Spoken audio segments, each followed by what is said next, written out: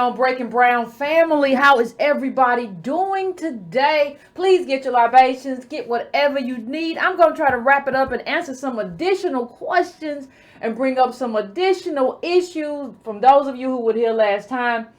What I like to do, I always say I like to frame. And somebody says, Yvette, stop saying you like to frame. We already, okay, fine, calm down.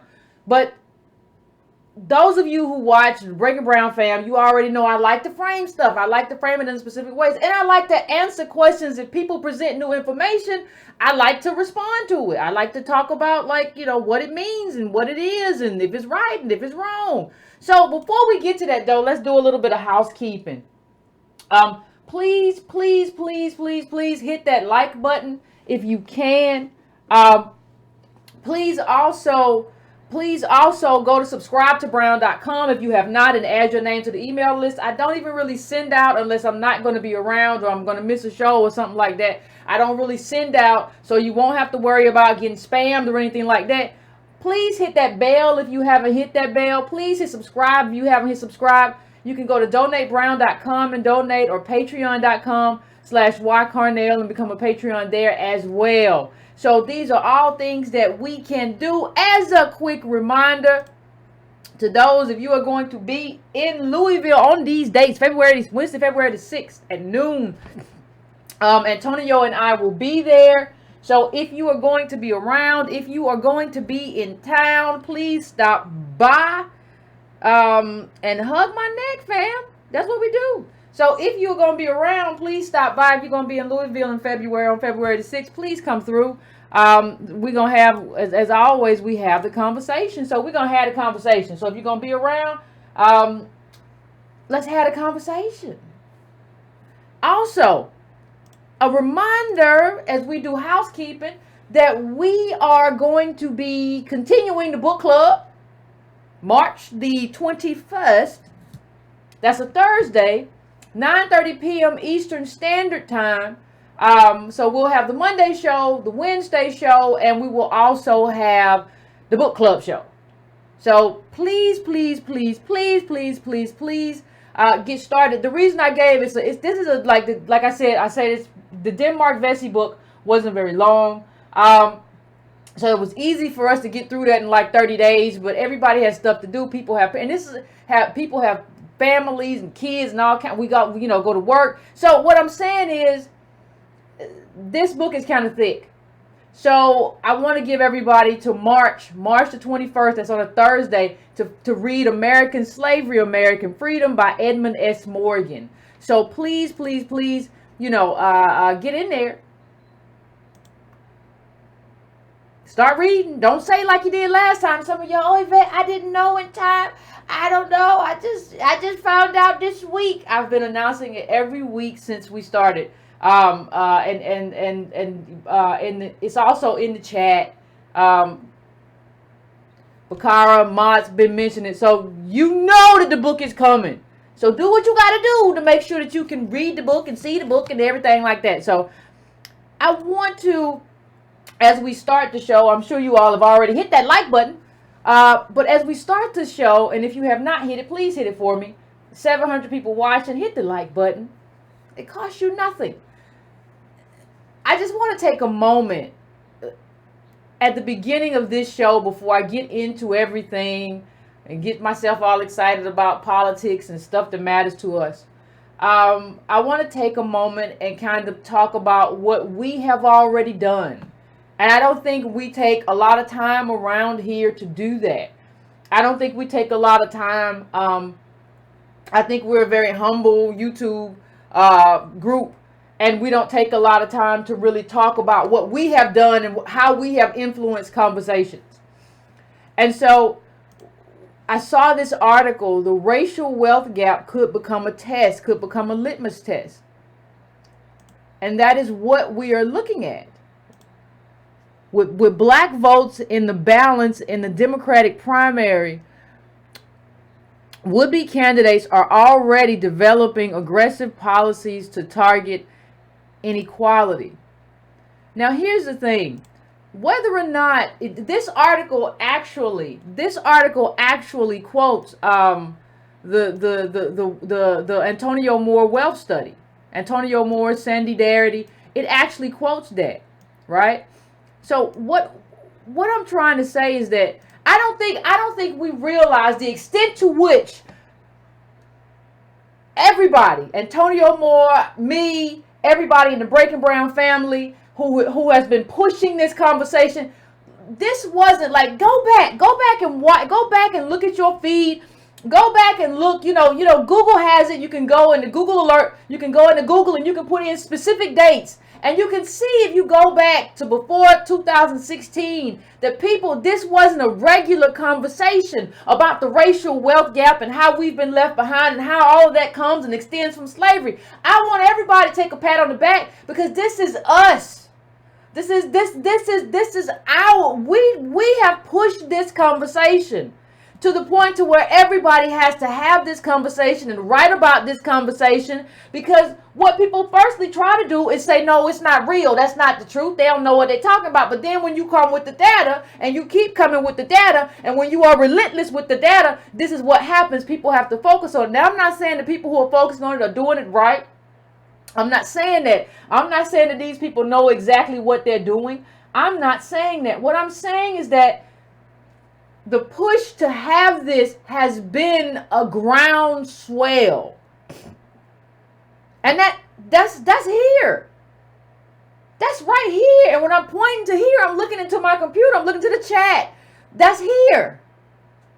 That's what we've been doing. That is the work that we have been doing in terms of, like, some people, I talked to a lot of you who have been advocating outside of online, and then we have been advocating here. That is what we're doing. It is no mistake, fam, that we see a lot of people say and write about stuff that we say here. I don't have a problem. Somebody asked me, well, do you have a problem with people taking ideas from your show and writing about it? Not if they write about it good. I don't have a problem with influencing anybody. That's why I'm here.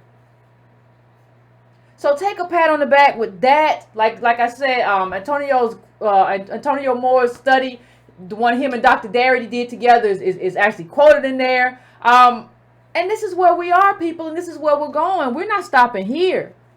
You gotta remember that before we started having this conversation, everybody was talking about magic beans and how we was gonna just think ourselves into millionaire status, and we were just going to believe, and we were going to work hard, and nobody was talking about the past and what was connected and what stuff went together and what not in terms of a mainstream conversation. There were always people who were doing it in academia, but you have to have something to bridge the gap between academia and the regular people. And I think that's what we have been doing. We have been taking that work that hardworking academics have done, and we have weaponized it in a way that is beneficial to American DOS. So my family, please pat yourselves on the back. We deserve every bit of it.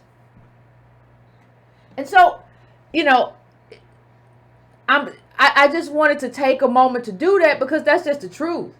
And I don't think, because life moves so fast, I think some people who just got here really believe that everybody was talking about this before we kind of normalized this conversation. And people are talking about reparations. Ocasio-Cortez mentioned something about exploring reparations. When was that? We are influencing this conversation. Good for her. I salute that. Okay? So let's keep pushing. We ain't talking about magic beans no more. We're not talking about just vision boards anymore. We're talking about actually influencing politics. We're having complex conversations, and understand that's what we have to do. We have to everybody say, well, Yvette just wants me to die. She think I'll just lay over and die. She's talking negative. No, I want you to become a more complex person. And I want you to understand complex things. And I want you to understand how economies work and societies work and how castes work and how we've been made into a caste and limited by that, and advocate to do something for that. That's what I'm calling on you for. And I want to keep reiterating this, though. What I have said is that I am calling on you to do more, not less. I am calling on you to take on a harder journey. It's going to be a tougher road. I'm not asking you to do less. I'm not asking you to fail. I'm not asking you to give up. You get up every morning and you do what you got to do. You put your best foot forward. But what you have to do in terms of your political mindset is that you have to add on a layer of complexity, because we live in a complex America and everybody wants complex things. And we want the stuff that comes from a complex life and complex thinking. And so when you want those things, you have to be a complex thinker. You cannot be a simple thinker in a complex world. Okay? So that is not asking you to give up. That is asking you to step up. Just so we're clear. So I'm going to get to this guy as we transition about complexity. I'm going to get to this guy who is President Trump's AG nominee. You know what happened with Sessions, basically got fired. And I want to talk to you about what this means and what is the conversation is not being had. And I want to connect all of this back to Kamala Harris, because Senator Kamala Harris, because some people say, well, I don't understand exactly why what you said really matters or how it connects. What is the what is the problem? We can influence any politician, right? So what is the issue with her being who she is? And then some people came to me and gave me some information that I didn't have. I got this link a lot of times. I got it in the chat, but I didn't see it in time to actually have a conversation about it on last time's show. So I saw this. There's this article, Kamala Harris's Jamaican heritage. Interesting update date, updated January the 14th, 2019, right around the date of the show. But somebody put this in the chat because this is really like the only kind of narrative that we have from her father about what happened to him, what happened to them. Is she Jamaican? He is Jamaican, but what her parents were, and we know she graduated from a Quebec school. And if you go back to all of her bio stuff, it don't say nothing about that though. It don't say nothing about that school. It don't say anything about that. It don't say anything about it. It says she was born and raised and bred in America. She went to Howard University. They leave all that stuff from like 7 years old to age 18 or when she graduated from the high school when she went to Howard. All that's left out. So when I saw this, and y'all sent this to me, I want to try to figure out, I'm going to connect this to the hearings. And I'm going to show you why this kind of identity, kind of where you just dump yourself with American DOS-ness and color yourself like you take a paintbrush and all that stuff. If you all haven't seen my last Instagram, while you're watching me, go check that out. You just kind of paint yourself in American DOS and say, oh, I like Fifey Dog of Tribe Called. You don't even know the man passed away and all this. That don't even sound right what you're saying. And then you say, like, well, what you play at the cookout. If you go see it, she did this whole thing, Kamala Harris, about what she liked and what she don't like and what her favorite songs were. And I play Lemonade at the barbecue. I don't know. Some of that stuff on Lemonade, I don't think it's meant for the barbecue, Kamala. 6-inch heels. It's hot. But what I'm telling you is I don't think you heard the whole album. So I bring that up and I'm putting that in the context of what her father wrote. What her father said, and something very interesting about that kind of struck out for me. Here we go. This is her father writing about Kamala Harris, according to Jamaica Global. He says, my roots go back within my lifetime to my paternal grandmother, Miss Chrissy Nee Christiana Brown, descendants of Hamilton Brown, who is on record as plantation and slave owner and co-founder of Brownstown.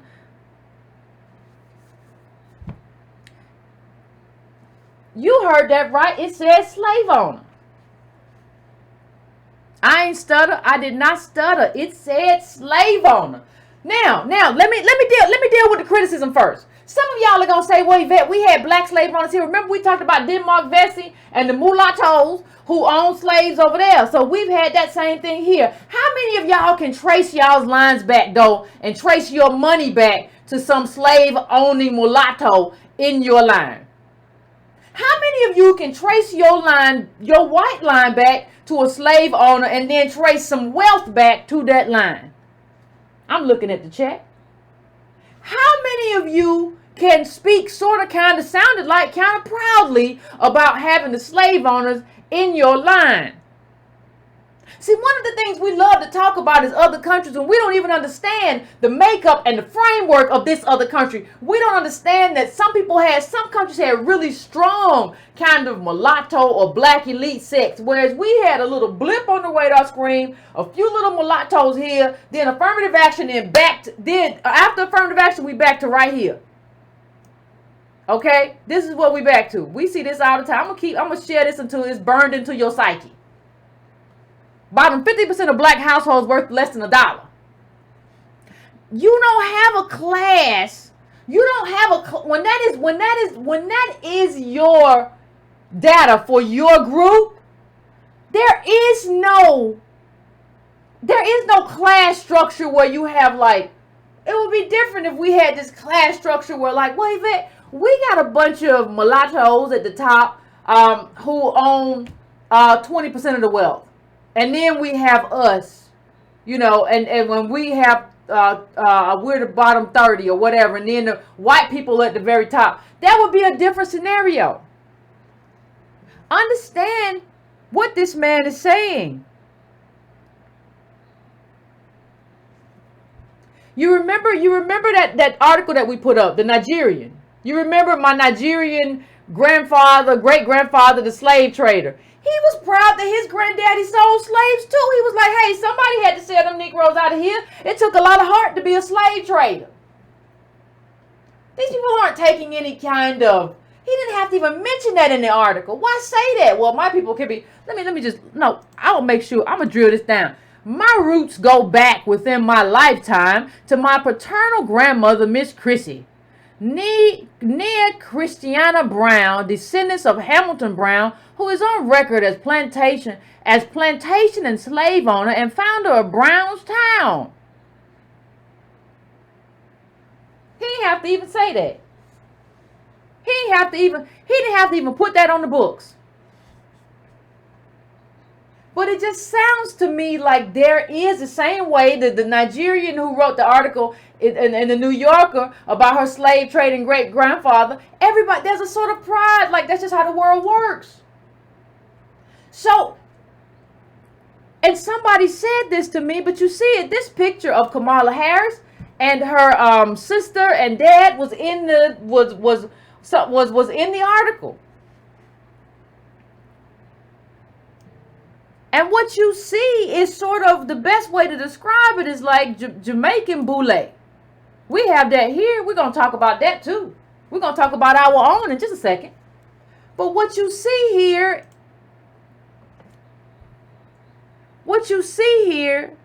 he says, my granddaughter, Mina, her aunt Kamala, and me. So, this kind of furthers what I've already said. If you cannot connect yourself to a bottom caste that comes from American chattel slaves in this country, if you come from Indian boule and Jamaican boule, if you come from two elite groups and two elite countries, that is not our life. I just showed you the chart. Don't say that's not our life and we got elite too. That shows you who we are. The top of the only wealth we have in this group, in our group, is by a bunch of boomers who are dying. Old boomers who got a little bit of something from what, and you know why that was. We know why it was. Slavery, Reconstruction, redlining, being third world Americans. And understand something. This is one of like, there was another picture that he had with Kamala and like her Jamaican, I think, grandmother or whatever. But understand that like, I can't find, now if y'all can find it, if y'all can research and find it, please show me. I can't find but like 2 pictures. This is in the same article. These 2 pictures come from the same article. But I can't find but like 2 pictures. I find a picture of Kamala when she's, in terms of connection to her Jamaican daddy, when she's very, very young. And when she's grown and a senator or whatever, 40-something, 50, whatever. I see what happened to everything else? What happened to the middle? You want to let me just back up. You want to claim this Jamaican heritage. You want to say that you're part black, part Jamaican and part Indian. You want to claim that, well, genetically, yes, but you want to kind of claim that as seeing through that lens, of seeing through the lens of blackness, even though we know you don't see through the lens of American DOSness. That's not who you are. But you want to claim this Jamaican daddy when everything I see shows that he wasn't in your life.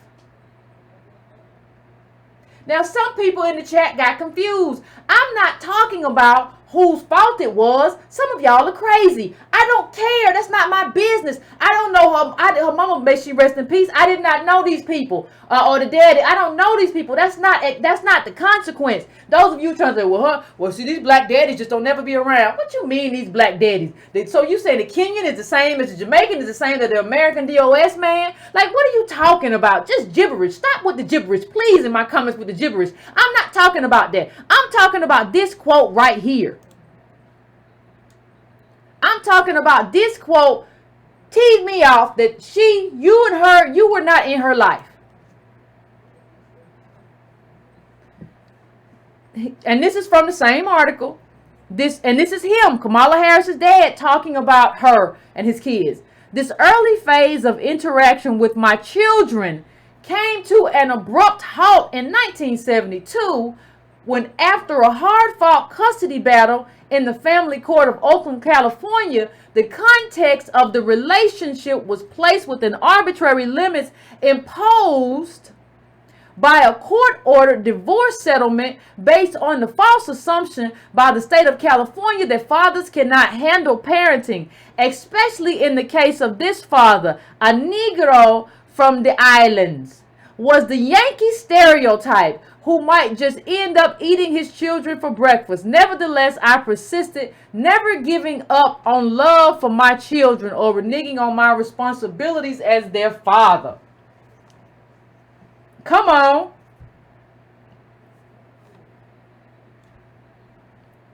Now let me tell you something else. This not only talks about the disconnection of her in terms of blackness, but let me say something else. Obama, we talk about President Obama and Kamala Harris because they both had this immigrant father who, according to both of them, or what we see here, wasn't in their life. But Obama wasn't connected to American DOSness. He wasn't connected to a lineage of slavery and who we are in this country, but he was attached to Americanness through his mother. So he was attached to American in terms of like white American mother, but an American mother all the same. The problem with what we have with Kamala is that she is not even attached to Americanness in that way. Like Obama was kind of like a white man dipped in caramel who picked up all the traits of how Negroes are supposed to talk and the cadence, and he was around Jeremiah Wright. Kamala didn't really pick that up, but she got that painted onto her probably at Howard University. Like the AKAs were probably her Jeremiah Wright, and I understand that from being there because Howard University tells you we're a global community. We all got suckered in. It's time to get suckered out.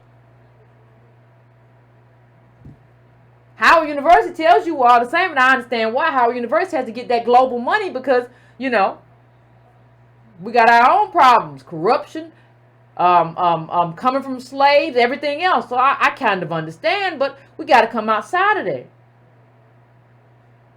But my issue, what I was talking about when I initially had this conversation, you cannot claim that you are informed by blackness, whatever that's supposed to mean, or you're informed by Jamaicanness, or even in Obama's case, you're informed by Kenyanness. Like you have a lens into that world when the thing or the person that's supposed to give you that is not here. And see, you'll say, let me just take the stupid comment off the table before y'all put it in the chat. Well, Yvette, what's the difference between that and me? I didn't ever know my daddy, and my daddy was in jail. You are an American DOS. You're an American descendant of slaves in this country with 2 DOS parents, and you are living that consequence every day in the country of your birth. You didn't immigrate here. So what you understand as your life, even if this parent or that parent is not here, you know what American DOS life is, and you know the consequence because you live it. You did not graduate. You did not move from Oakland to Canada at around 7 Which kind of makes me believe, because the man was teaching at Stanford, I don't know, but it kind of makes me believe that the woman was like, I'm gonna get away from you. But you moved, and I don't know that he could have been abusive, and I can't ascribe anything, but you never know what happened in that relationship. You never know whether she just went away to get away from him because she didn't want him around, or you never know whether he did something. We'll never know. All I'm telling you is that what I see, and the lens that I'm looking through it, that the man that you are claiming as your lens to understand blackness, whatever that's supposed to mean, wasn't even around. And he says, I maintain love for my kids. He didn't say I was with my kids.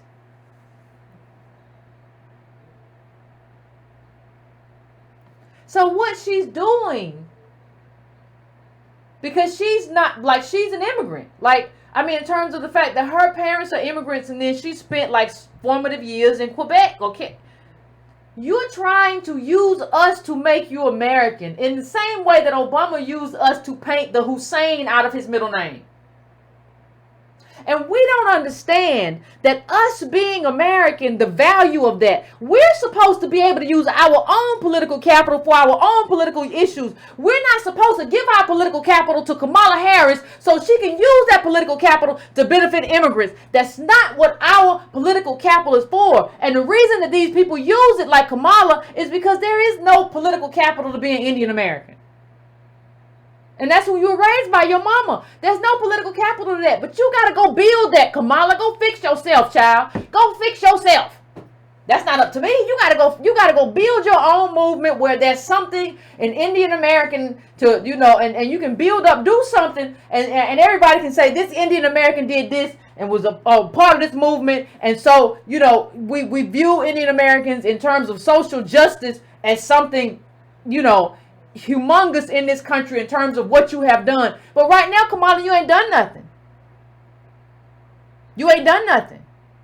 And even when we get to what we're going to get to, because we're going to have a conversation about it, we're going to have a conversation about William Barr. We're going to have that conversation. But what we have to understand is that, Kamala, you have an obligation to try to help us figure. I shouldn't be here trying to figure out your life. I went back, Kamala, I went back to all your previous interviews and conversations, and you said your whole bio was basically, I was born in Oakland and I graduated from Howard University. You left the whole middle out. It wasn't until like Wikipedia started and we could update everything all the time that we finally figured out that the whole Quebec thing, and still ain't nobody went to it. Kamala, it's your obligation to like tell us what happened in your life. You're a politician. You are a politician. And it's your obligation to piece that together for me and let me understand, help me understand the context of your life, Kamala. Kamala. I don't need to know that you like Lemonade, the Beyonce album. But I want to judge it. I want to judge you. I want to see if you fit. I don't think you do, but I want to see. And the Attorney General hearing becomes it becomes like a lens or a reflection or kind of a mirror to understand the limitations of who she is versus who we think she is. So what do you mean by that, Yvette? What does that mean? Well, here's what I mean. Something very odd happened in that hearing. And I wanna really kind of shake it out. I want to really kind of shake it out. So, you see in this clip, William Barr helped establish mass incarceration. Now Trump wants him as Attorney General.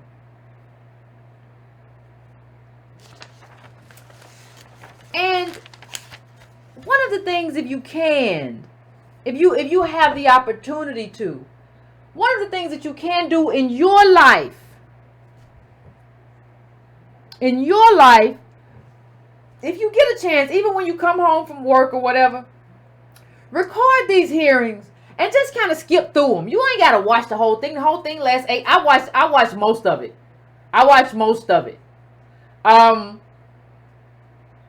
But you don't have to watch most of it or all of it. I think I'm here so that you don't have to watch all of it.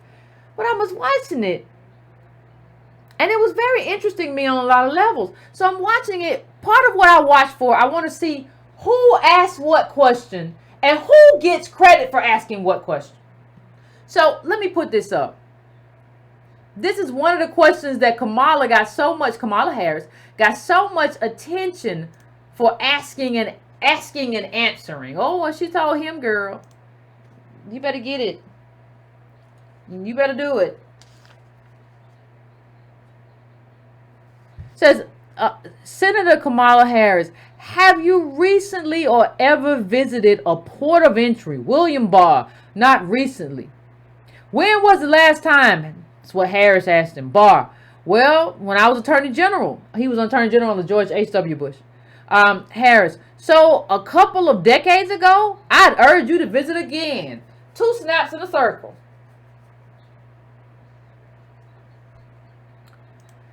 And this is what I want to say.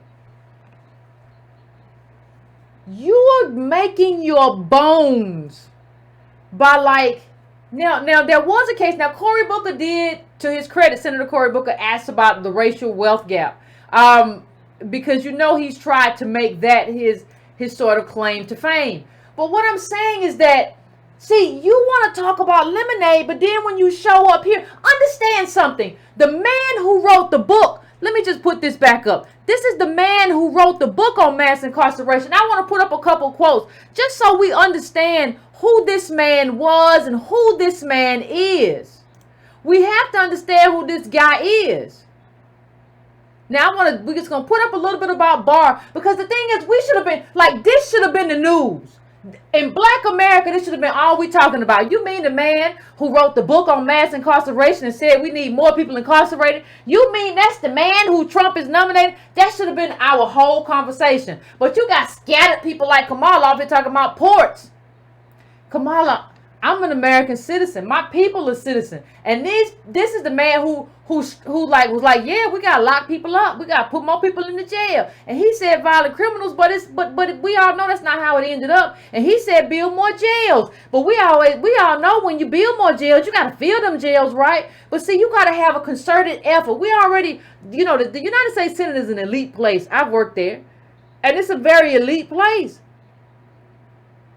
The people that we got is too many elite people.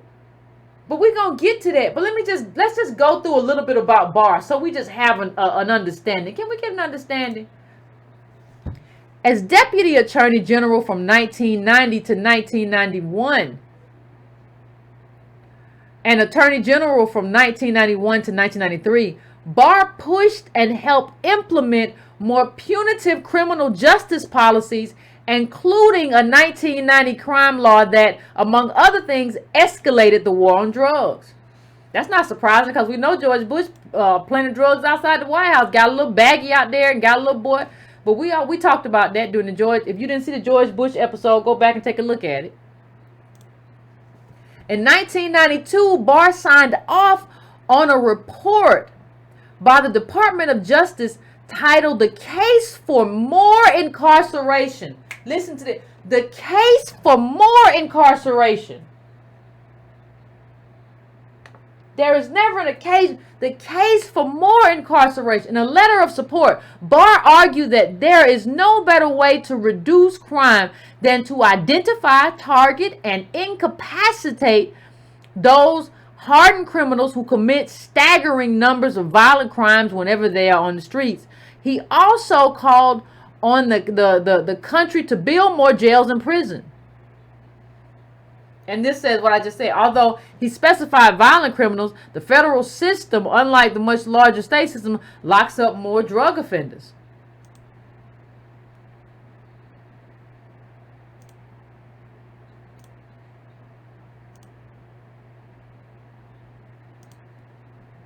Right? Let's go to the next one. In 1992, asked about racial disparities in prisons by Los Angeles Times reporter Ronald Ostroff, Barr argued that our system is fair and does not treat people differently. He went on to defend laws that made prison sentences for crack cocaine much harsher than prison sentences for powder cocaine. The disparity between the two was reduced by the Fair Sentencing Act of 2010, although that was not retroactive. So everybody who got caught up in it still is caught up in it. Of 2010, in part because there's little justification for it based on the drug's effects. But the higher sentence for crack cocaine has disproportionate racial impact, since crack was more commonly used in black communities and powder cocaine was more commonly used in white communities. In 1994, Barr co-chaired a commission for Virginia's governor that released a plan to abolish parole, which allows certain inmates to go free before the completion of their sentences in the states. Abolish parole in the state, increase prison sentences, and build more prisons. Barr also once said that it was simply a myth that there were sympathetic people and hapless victims of the criminal justice system in prisons. Now, if you want to go read this article, this is from this article. It's from this article in Vox. If you want to go read the whole thing for yourself. But when you understand who he is, you understand how insane it is for Kamala Harris, who wants to kind of cloak herself in Beyonce's Lemonade and Tribe Called Quest, and I'm gonna be the first African American, and I'm gonna be the first African American Indian president. You don't get to, when this guy who has done what he has done to our communities, when he comes up for AG, you don't get to do that. Now, you can do that if you just want to be another candidate.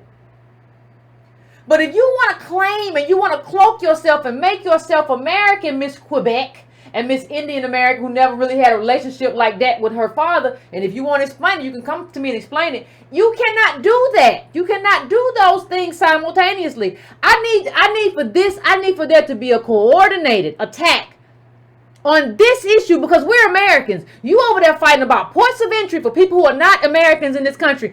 I'm fighting about me and my people. I don't know what you're doing. Now, that's fine if you don't want to do it. Don't claim my people then. Just claim to be like this raceless, liberal elite, and then we can decide on your agenda. And I don't like it. But don't claim my people and then go into a hearing and ask about ports. When's the last time y'all had in the chat, when the last time you had trouble with a port? You had trouble getting into America? And understand, you're going to have problems talking about it, Kamala. You know why? Because you're a career prosecutor. So the same stuff that he was involved in and sending Negroes to jail, you were involved in too, Kamala. You want to talk about that?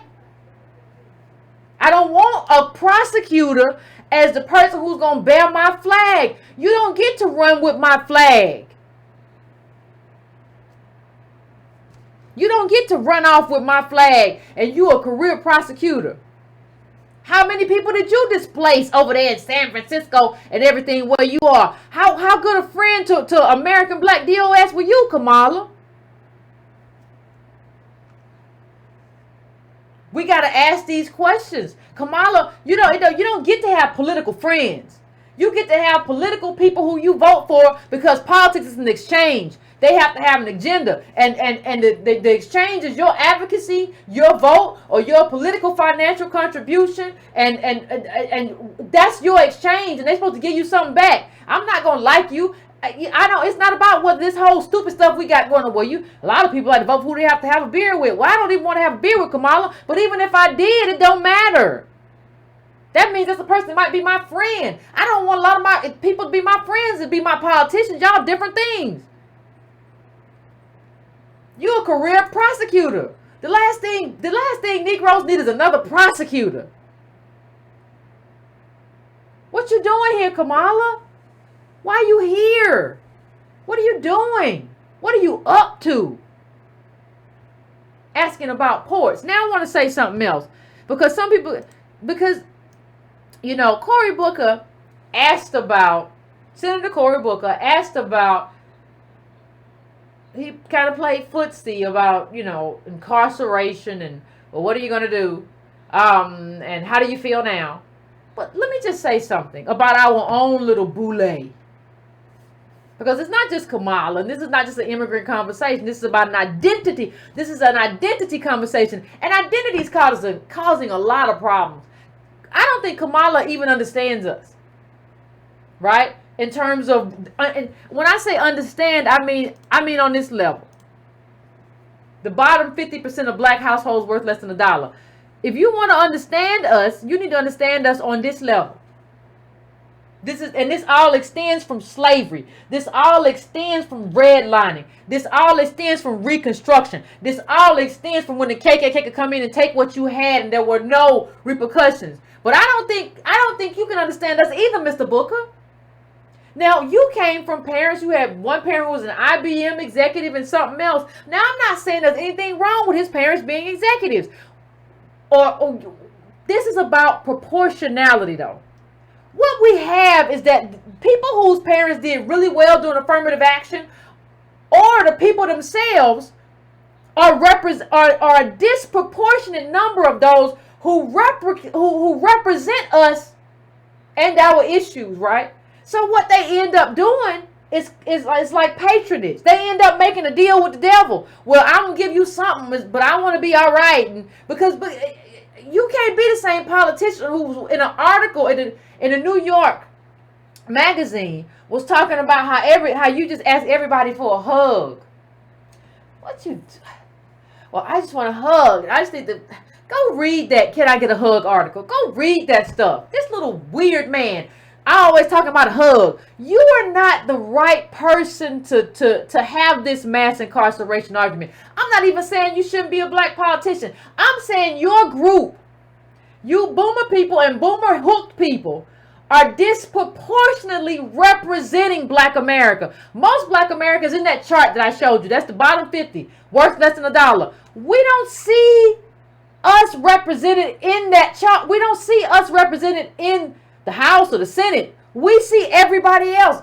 Kamala, immigrant parents, done cloaked herself in Negro-ness. I'm AKA. Booker done just said, well, he just, I want a hug, and my parents did well for themselves, and they had money. That's fine, but there's a disproportionate representation here. There's not a representation from younger people. There's younger American DOS people. There's not a representation from people who come from the bottom. These are not represented, but you have to have that. See, because I think in order to have that, you got to be the one there around Cory Booker to push Cory Booker. And tell him, Negro, stop all this "can I get a hug" stuff. What do you own? What drug is you on? A hug from who? Let me give you a hug so you can stop all this stuff. See, because you want life to fit. Like, you want to be able to go to yoga with your little friends, with your little white friends, Cory Booker. You want to be able to go to yoga with them and have a great time, and then come back here and advocate for mass incarceration and say we can all get along. No, Cory Booker, you have to, if you want to do this thing, if you want to go this racial wealth gap way, you have to be able to advocate for the bottom. But the problem is you don't really know the bottom. So the problem is we need more people there who know the bottom, who can talk to you and inform you. Because I don't think all these people are just con artists. I think a lot of people just don't understand race. They don't understand what bottom life looks like. And they don't understand what it comes from. And they really buy into the Oprah narrative that all of this is just, like, I don't think right. Like, if I visualize more, if I bought some cryptocurrency, I should buy one share of Nike and then, like, let that grow. No? Like, but I should give out hugs everywhere I go. That would make it. No, societies are built on policies. Communities, countries are built on policies. That's how we do life, through policies. When you see these groups who are doing real good, they've had policies that have been very beneficial to their lives. Everybody's on Capitol Hill, not because everybody wants a handout, but because everybody understands that's where the money is. Everybody go where the money is. So when somebody says, well, Yvette, are you saying that he shouldn't be? I'm not saying he shouldn't be there, but I'm saying Cory Booker shouldn't be on Capitol Hill. But what I see is that like he doesn't really understand what he's trying to advocate for. And I think if we had, when you talk about diversity, the diversity we need is that we need more American DOS who come from the bottom. Over there. We don't need just boule and immigrants who cloak themselves. We need some people who are like, listen, this is my grandmama stuff. Her Social Security been cut off. The shutdown. You don't know what the shutdown did to her life. You don't know what. Hey, listen, you need all of that. Understand this dude was like, you know, grandstanding as Newark mayor in Brick City with a documentary, you know, saving women from fires and when everything happened. Y'all remember what was it like? What was it like? Hurricane or whatever, Sandy or whatever. He was running around tweeting everything. This is a narcissist. We gotta stop electing narcissists. Elect some humble people who just want to do humble stuff. I just want to do the right thing by the people I'm here for. Life is short. This is what I want to do. Not somebody who's just trying to get you don't need to tweet everything. Just do the stuff. Even if you don't get credit for it, it don't matter. You did it. You know you did it. Stop. You were running around tweeting everything. I'm headed to Grandma Maldine's house right now. I'm going to get over there and I'm going to give her a hug and a kiss. And I bought some vegan chili with me. And I'm going to give it to Maldine. Let's take a picture, Maldine.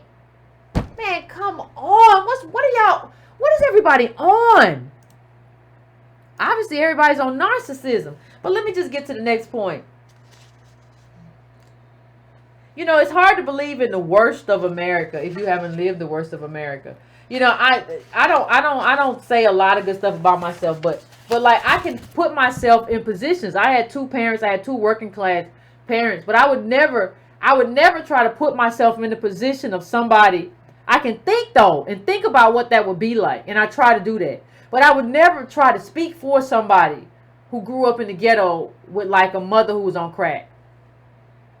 I would be like, what can you tell me about your story? Like, what did you need when you were going through that? What did you need? What did you need the government to do? What did you need for the parent that you didn't have around? I would ask those questions. Like, that kind of curiosity is necessary. You have to be able to assess these politicians. You got to be able to do it, because if you don't, we'll have this Congressional Black Caucus that we have that just runs roughshod over everything. They don't care because they understand like these Negroes ain't gonna know. They're not gonna know what I do. They're not gonna care. They don't They don't know enough to know. They don't know enough to know what I'm up to. I'm just gonna be up to whatever I want to be up to. You don't know how many people take advantage. And let me I'm trying to just bring something up as I have this conversation about Booker, because you know, we gotta change. You know, we don't have what I call a lot of time. I call it accountability mechanisms. And what we're missing, one of the things we're missing a lot of stuff, but one of the things we're missing is like, we don't really have enough. We don't have media, right? We don't have media, and what we need is media. You need media to be like an accountability mechanism. That's one of the things that you need it for. But we don't have it. And we don't have institutions that are like black owned and black run. We have narcissists. Cory Booker rescues a freezing dog and 9 other things he has saved. Listen. If you're not delegating the saving of the dogs and all that stuff, there's something wrong with you. If you're running outside as mayor or whatever to rescue the dogs individually, you're a narcissist. Because leadership is about delegation. It's about delegation in all aspects and giving other people opportunities. Because you're not just delegating for the sake of delegating. You're delegating to give people opportunities to build their own leadership skills and to make themselves stronger so you can eventually have somebody replace you. You're not caught up in yourself. Good leaders are not caught up in themselves. They're caught up in building. building communities, building individuals, building people, building other leaders, because somebody's got to take over for you. And when we get to that, I want to just have this conversation just really, really quickly. You know, somebody asked me the other day, like, well, Yvette, I don't understand. Is there anything, you know, we were talking about, I was talking about Ocasio-Cortez. And is there anything you like about her? Well, I like the fact that she made, you know, I like to contrast the fact that she made the Congressional Black Caucus look half crazy. And I say half crazy because please go back and look at how the Congressional Black Caucus went to war with itself over Wall Street. How you had about half of the Congressional Black Caucus at least trying to make it easier for Wall Street to fleece Black America. And then you have this whole thing right here where you see something very different happening. You see, like, how many of you all saw, like, Ocasio-Cortez, Alexandria Ocasio-Cortez secure a seat on powerful House Financial Services Committee? How many of you all saw that already? Right? And she says, hold on, I'm gonna try to make this stretch to fit for you. And she says, financial services is one of just 4 exclusive committees in the House. It oversees big banks, lending, and financial sector. I'm very grateful. And here's what I want to say. I'm just trying to contrast that. If you want me to say something good, what I will say is that she ain't even done nothing yet, and she sounds better than everybody in the CBC. And I'm not talking about our disagreements. I disagree with AOC about immigration. We disagree hard on that. We disagree hard and fast. I'm not talking about that right now.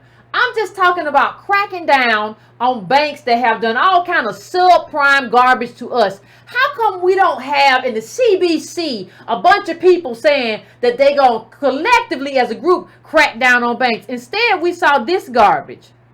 And this is from that same HuffPost article that I just put up. This is from the same HuffPost article that I just put up about the CBC that I told you to look up. In February 2013, they're talking about these CBC members. Moore and Fudge joined 3 Republicans to introduce H.R. 677, a bill that would allow corporate conglomerates to trade derivatives among their myriad subsidiaries without following Dodd-Frank's trading rules. The bill infuriated financial reform watchdogs who say it makes it much harder for regulators to see risks accumulating in the system and could facilitate international tax dodging. Here's my next quote.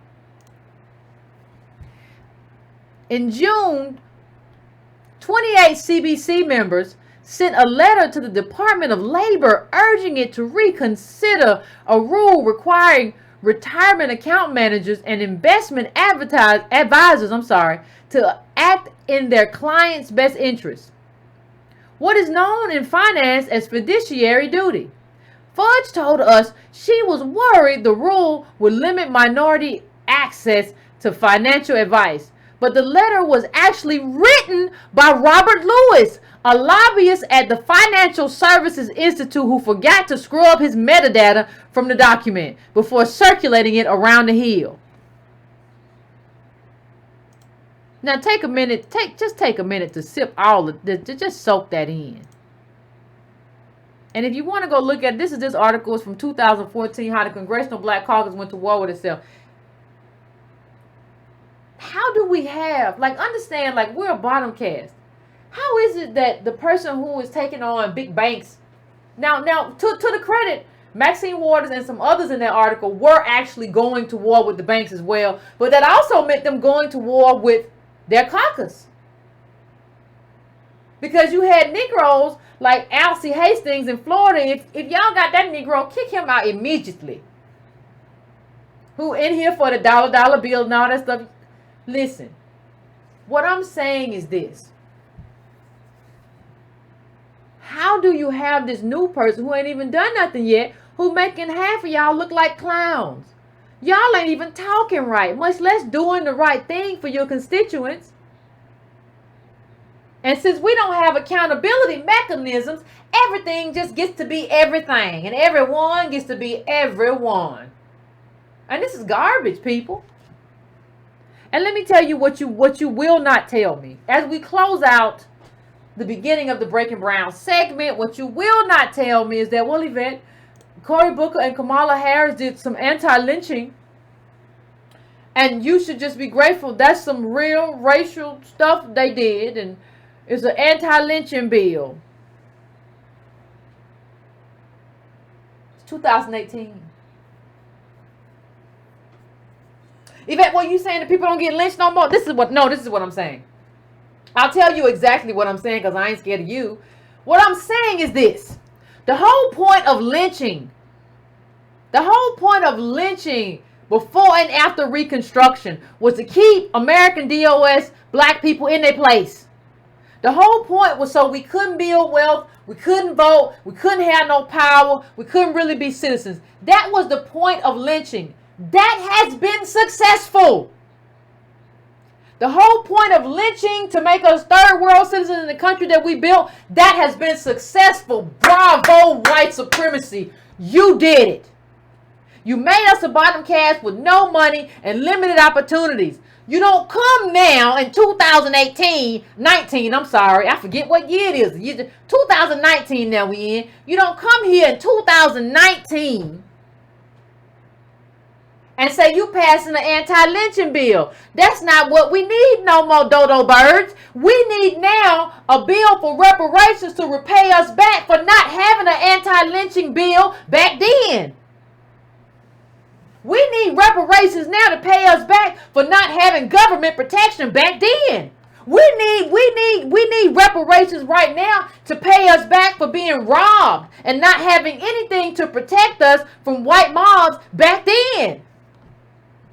We don't need an anti-lynching bill now. That's like going to the cage or whatever after all the cows got out and say, I saved all the cows. I locked the gate. Well, the cow's gone. What you lock the gate for? You might as well set the gate on fire now. The cow's been gone. No, we needed protection. The protection that we needed was then. And let's not forget that it wasn't just black skin that was targeted during those eras. It was also black wealth. It was also black wealth that was targeted. So you had people, I put up on my page like last week, I think, my Facebook page, that there was this postmaster who was selected by the president to be a black postmaster. And like he was murdered. The white mob killed him and his kid. Now that's not just a tragedy because of the murder. That's also a tragedy because you had an upwardly mobile black man with a family who could have built something for himself in terms of a life that he could have passed down. Remember what we said? It takes 2 to 3 generations to build a career. 3 generations usually to build a career. He could have built that. But y'all let a white mob come string him up. I need money for that. I need wealth for that because I need the wealth that he could have built for his family and he could have built for his kid and passed that down. I need the wealth for that. I don't need no anti-lynching program in 2019. Stop standing behind that like you did something.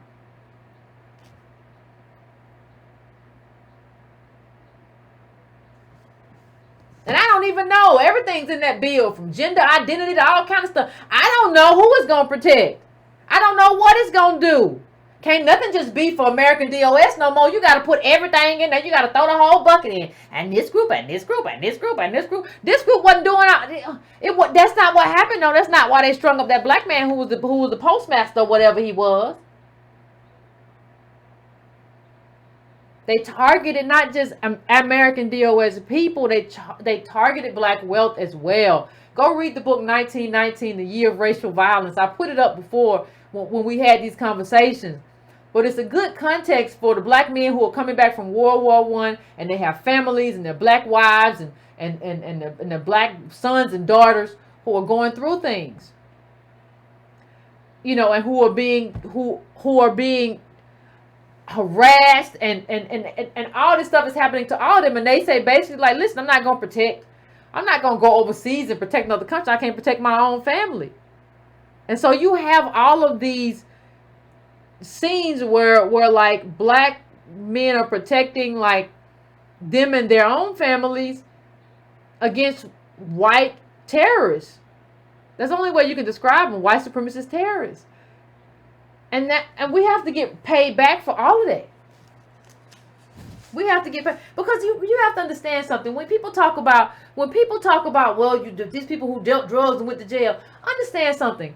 I'm not saying dealing drugs is the right thing to do. I would never advocate that life for anything or anyone. But this should be just called illegal black market enterprises. Because what happens is, tell me how many of these people would do that if they came, same thing from the R. Kelly conversation, if they came from a wealthy family that did well. Would you think you said, well, I come from a wealthy family, or I come from a family who does well and I have enough, but I think I want to sell crack. I've been thinking about it. My mama does very well. She's an executive.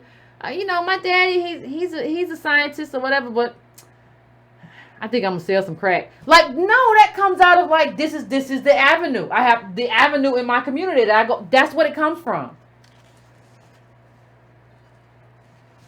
And so you have something where none of this makes any sense. And so what I want to end on as I end today, when people always talk about an American DOS agenda, you really have your top 3 things, and then you can add to it. I don't see how number 1 is not reparations. Number 1. The debt is old. It's clear. We've had conversations about it. Their report, Sandy Darity wrote a report, 40 Acres and a Mule in 21st Century. The debt is very clear. And it's old. Number 2 is mass incarceration. And you can't I'm not talking about mass incarceration where you do some little slick stuff. Where you use, we're going to let the people out. We're going to put them on an ankle bracelet.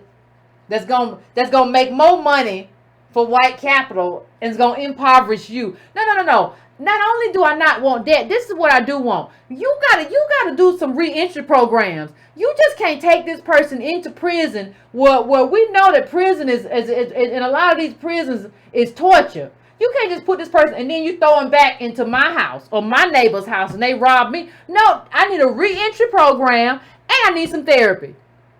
I don't know what happened to this man. I don't know. He could have been raped or anything. I need some therapy. This person has to be made ready to reentry, and then you got to have some kind of job. Now, what kind of job? Well, maybe they deal with the immigration thing.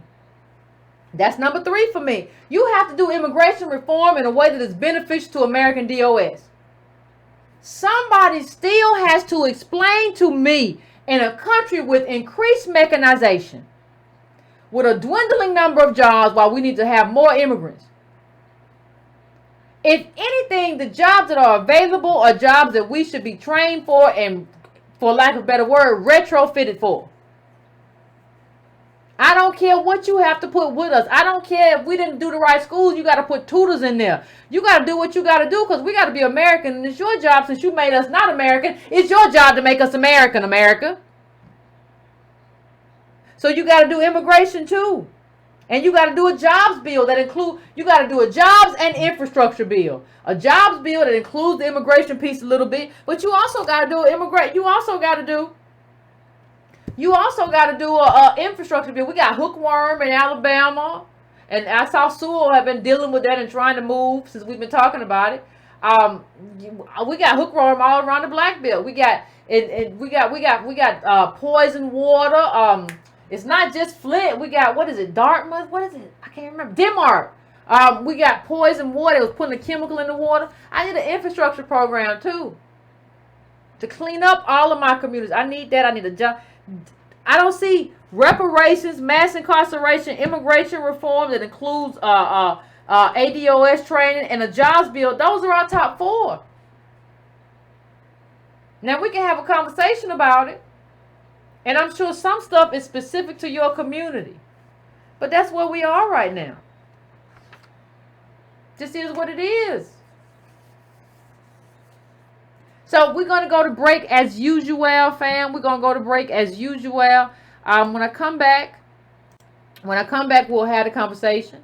And we'll take calls and we'll discuss like what all this looks like, what all this means.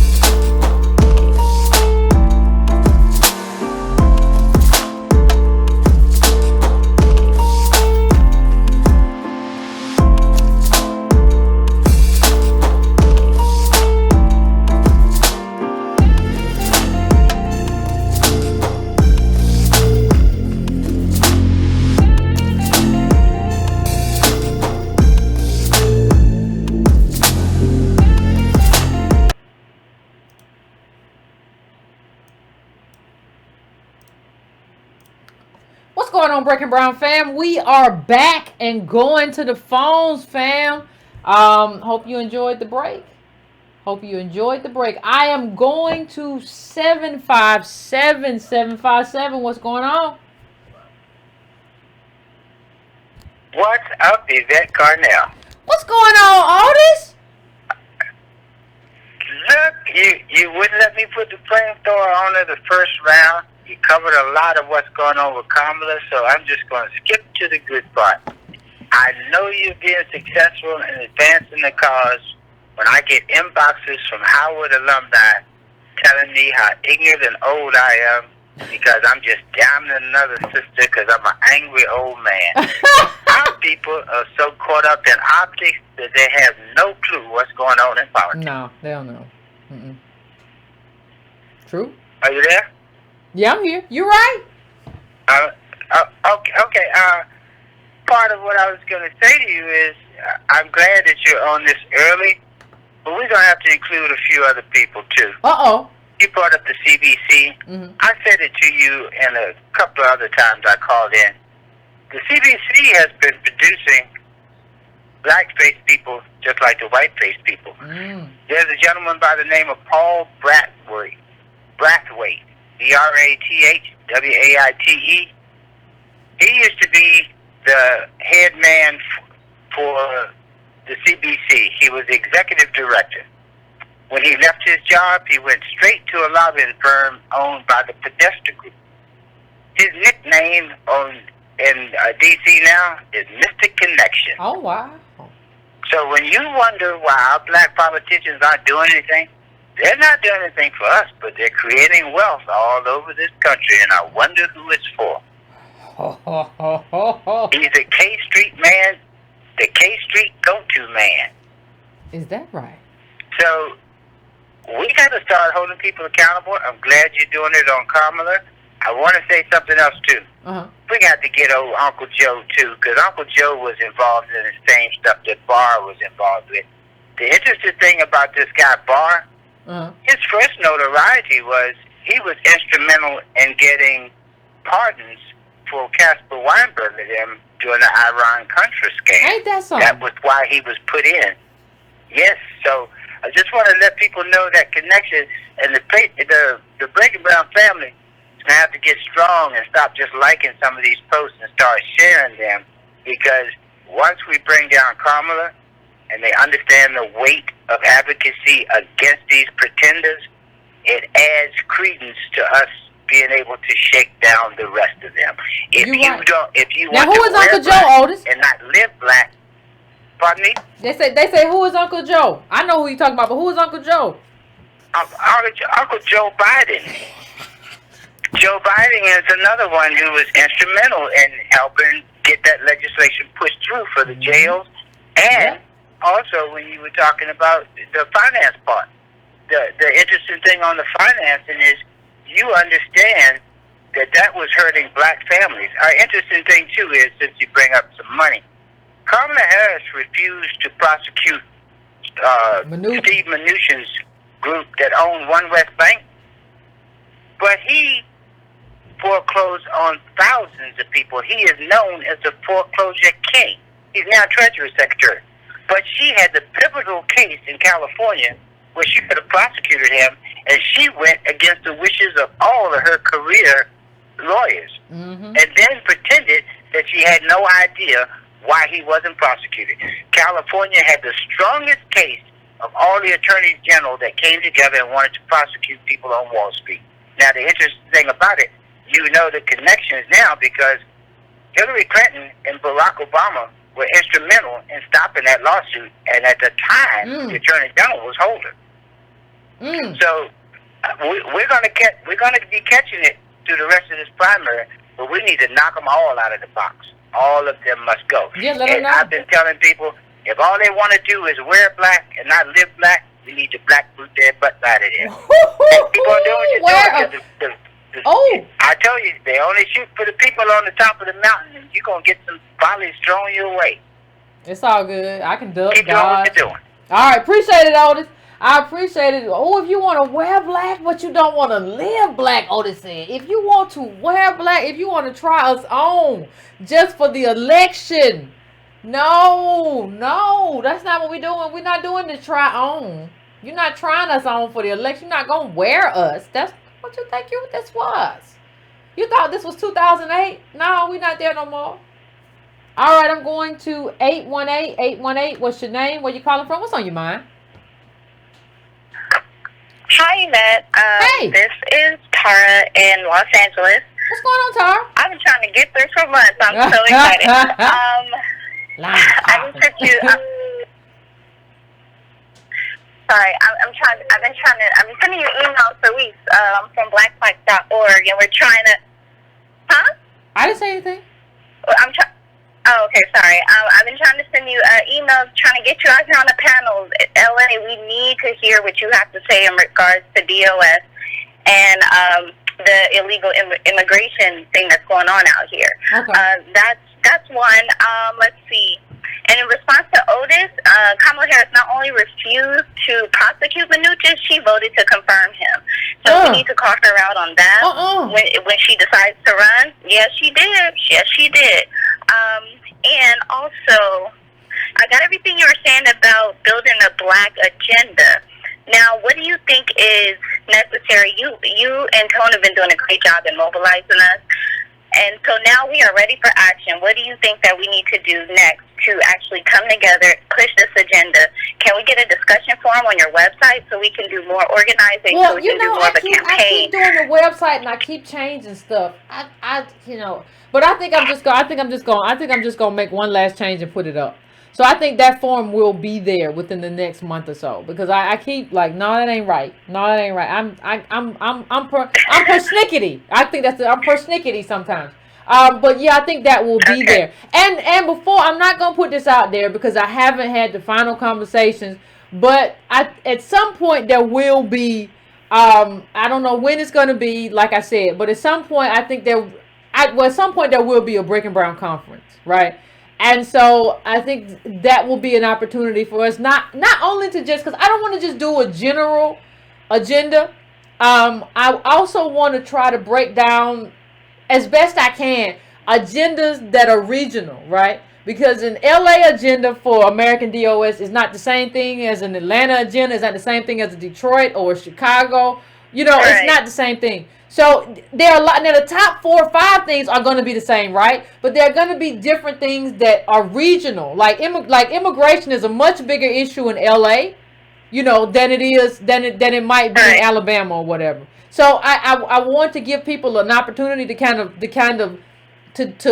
hit their own data and try to give you a framework in terms of, if you don't have your agenda, here's how you figure out your local agenda. Here's how you look at the data for your local community and figure out like what you need to do. So what these numbers mean. So if you have what this number means in terms of, I don't even care if we're talking about your prisons or your potholes. We have to give people a framework to be like, okay, this means you need this million or this $1 million in for this, or this means you need a few $1 million for infrastructure, or this means you need we have to give people a frame for understanding like what, not just nationally, that we have to advocate nationally, but also how to understand and write a local agenda for themselves. So yeah, I think that'll be there. Okay, and one last question. I know there are a lot of people trying to get through. Also, what you mentioned about the anti-lynching bill, do you think that possibly that Kamala and Cory Booker are looking at that as a possible loophole to convict killer cops, basically? I don't think what they're doing is lynching us. I don't think that's what they're doing. I think what they're doing is just they want to put a feather in their hat for American DOS. And I think Cory Booker is probably more serious about it than Kamala in terms of the stuff that he's tried to do. But they've got this thing so mixed up in terms of like, they've got it so mixed up. Baby bonds is not the same thing as what Darity talked about in terms of 40 acres. And they've tried to push like baby bonds as like reparations. No, that's a class thing. That's not a racial thing, right? So I think, And there's some blame to go around there. I think Derek Hamilton kind of like, I don't know what happened in those conversations, bro, but you dropped the ball. So I think we have to. I think I think a lot of people are trying to like put that feather in their hat so they can go out in front of us and say I supported anti-lynching. And it's just like, no, we need like big transformational change now, not just like an anti-lynching law. If you would come before me in like 1897 and say I got the white people to stop lynching, I've been like, good goddamn, you did a good golly Joe. But like, no, that's not what like what we need now is a transformational politics. But like, we've been so lazy in our politics, and our leaders have been so lazy, like that we don't really pay attention to what the bill was and who it impacted. We're just like, see, they did. They cares about black people, and well, we got to do it and give them a shot. No, we're not nobody doing that no more. We did it with Obama, and we walked into a brick wall. Nobody doing that no more. Right. Well, I hope we can get that Break It Brown conference before June. All right. I'll keep you posted. All right. Take care. Thank you. Thank you. But yeah, I'm definitely gonna get the site up. I just keep it. But you know what? It like nothing gotta be perfect. So I'm gonna put it up and we'll figure it out as we go along. We in the journey together. We put it up and figure it out as we go. That's just how it's gonna have to be. I'm going now to 516. 516. What's your name? Where you calling from? What's on your mind? Turn your background down. Hello? I don't know what's going on with 516. We got to keep it moving. 424. I'm coming to you. 424. What's your name? Where you calling from? What's on your mind? Hello, Yvette. How are you? This is Aaron calling from California. What's going on? Not much. So, I have to be honest, like, these names that keep reappearing from our very dark history in the United States, from American DLS, Barr, Sessions, when you look at Trump and the individuals that he nominates for this position, he seems to have an archetype of what he's trying to achieve, and there's just so much going on with this current administration that when you begin to connect the pieces, because I'm not sure if you're aware, but Ben Carson recently announced that as head of HUD, he's no longer going to actively investigate discrimination, yeah, I saw that. discrimination, which has the potential to nullify the Civil Rights Act. You have these positions where people, at this administration, they're just not choosing to enforce the law and do what's right by American people. And as a disenfranchised demographic in America, we need advocacy and we need people who are going to stand up for us. And if the laws keep getting deregulated and pushed back and stripped away from us, it's as though we're being pushed back further and further, and what little bit we do have is being stripped away. And it's frightening that these archetypes from a very dark time in American history are resurfacing, and they're presenting a new era for future American DLS to set their seeds of policy. And that's frightening. It's disheartening. I was born in 1980, and I grew up in the 90s with what these people set forth, and it's sad for our generation that if they're just going to repeat what they did so horribly back then. I agree. Thank you, Carl. There's a lot of sad stuff. There's a lot of sad stuff going on, Carl. I appreciate you. I'm going to 314. I'm going to 314. Hey, Yvette. What's going on? Hey, can you hear me? I can hear you. This is Michael from St. Louis. So I like the topic you're hitting on. You're hitting on blackface with black politicians or so-called black politicians. And you hit on relatability and lineage for Cory Booker and Kamala Harris. And you talked about how they look like us, but they don't represent us or our struggle. And that anti-lynching bill is a form of symbolism.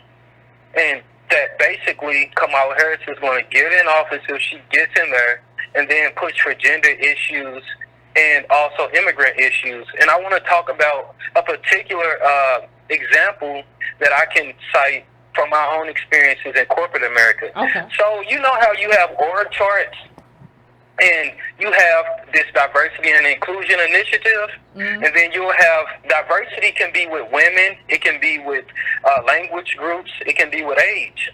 But they'll say, oh, we have one black person, and that's diversity and inclusion. And right now, you're saying that we don't have a black agenda, but they're trying to fake like they have a black agenda by pushing symbolism like the anti-lynching bill. So I had a discussion with my manager, and she was telling me, hey, we champion diversity and inclusion at PNC and at Boeing. And I said, really? And then I looked at the org chart, and I only saw white men and women and one black female. But they'll call that diversity and inclusion. And you always talk about how we're underrepresented in positions of power and authority and influence. And that's just an example that they'll use. And you also cited on one of your shows how we have black immigrants replacing us in Ivy League schools, right? Yeah. But they'll report that's us. So I just wanted to say that you're hitting a good topic, but how do we see through that is my question. Because we have the gender war going on in our community where black women are aligning with white women to get the little benefits that they can get, because it is an issue that affects women. But we'll jump to issues that are horizontal so we can get something versus going vertical and racial so that we can get something for the race. Well, my question is, how do we see through that blackface? Well, you know what the first key for me is to seeing through everything. Honestly, like, we have not done the work, and this has nothing to do with xenophobia or anything.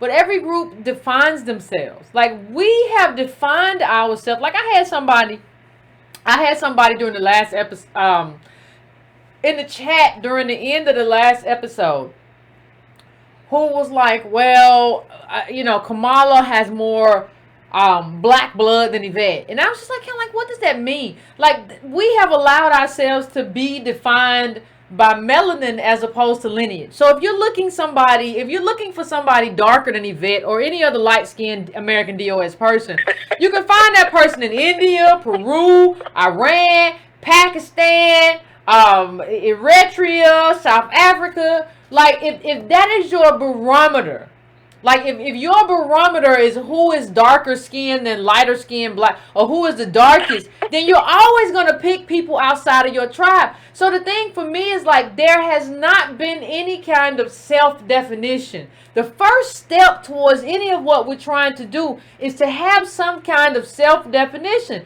So we understand, listen, this is my group, and my group is defined by lineage. My group is not defined by skin color. There are Mexicans right now. There are Guatemalans right now. There are Hondurans right now who are darker than a lot of American DOS blacks, right? But that doesn't make them like your group. So the thing that has to happen is that we have to be able to define ourselves. Then when we define ourselves, and then after that we define our agenda, we can decide very easily who is and who is not a member of the tribe and who is not an ally.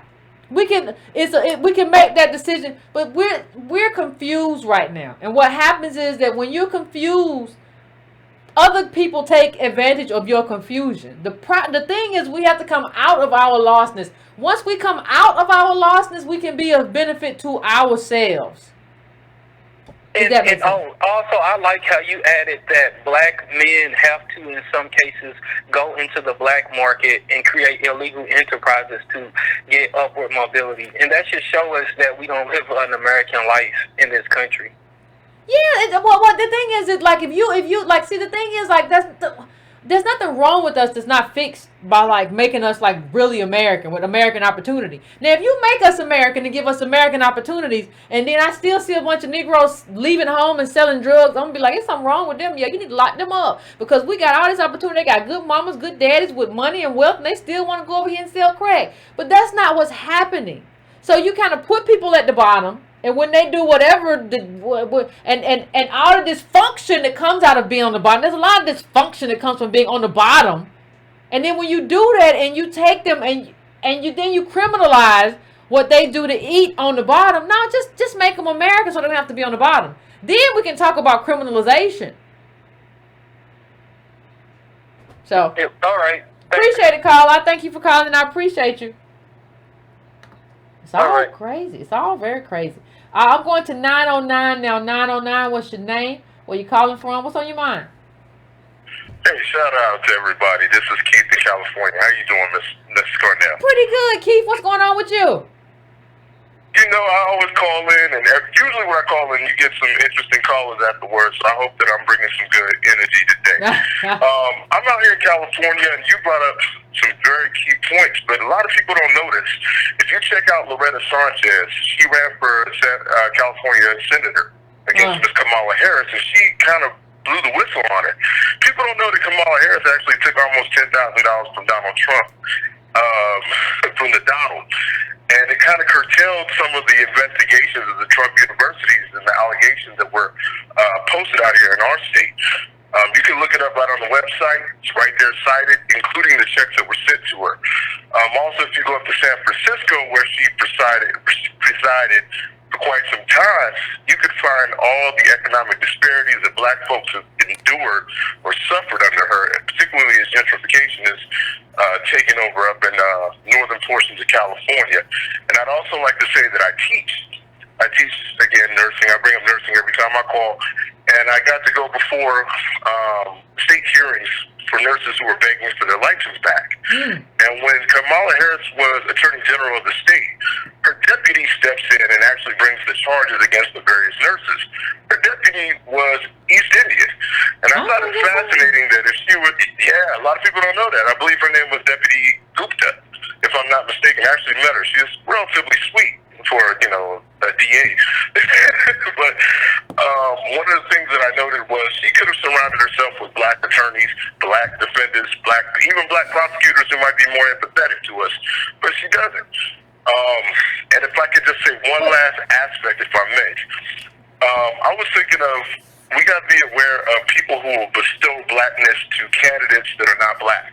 You got the Michael Eric Dysons who come in with beautiful, flowery language, but if you actually listen to what he says in context, it's quite damning for people who are economically disenfranchised, the challenged, and the working class of black culture. The Eddie Glaude Jr.'s, as he pointed out, and of course now, sadly, Miss Alexander, who's kind of turning coat on us.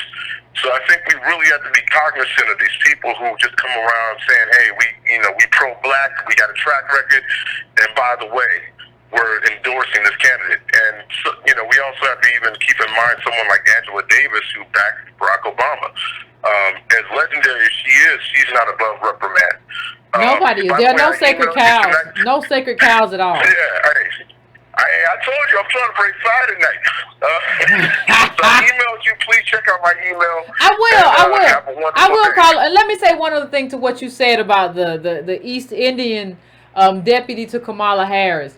I agree with what you said about, like, you have to, those people, if you get American DOS, they're more sympathetic to American DOS life, typically, if we get the right American DOS person. But something else that I say, and I said last episode, is it's also about giving American DOS the opportunity to build a resume, right? Like, if you're there and you're saying you're for American DOS, like, you should be putting people in place so that they have a resume that they can use once you're going on to your next thing. They got all this stuff. I was deputy this. I was deputy this. I worked in the Kamala Harris administration. Like, and Alexander said this one time so correctly. He said, like, if you're a black person in power, I look at the American DOS people that you built.